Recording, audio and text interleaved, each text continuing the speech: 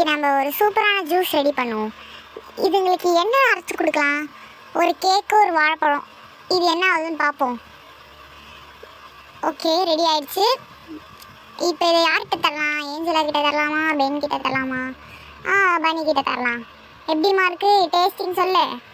ஐயோ, ஓனர் கிட்ட சொன்னால் அவ்வளோதான், கன்றாவியாக இருக்கு. பட் நல்லா இருக்கு, டேஸ்டாக இருக்கு. அடுத்து வேறு யாருக்காவது கன்றாவியான ஒரு ஜூஸை போட்டு தரணும். இந்த 2 பச்சை மிளகாவை ஆர்டர் பண்ணிக்கலாம். அப்போ தான் கொஞ்சம் நல்லா இருக்கும். காரத்தில் யார் முழுக போகிறான்னு தெரில.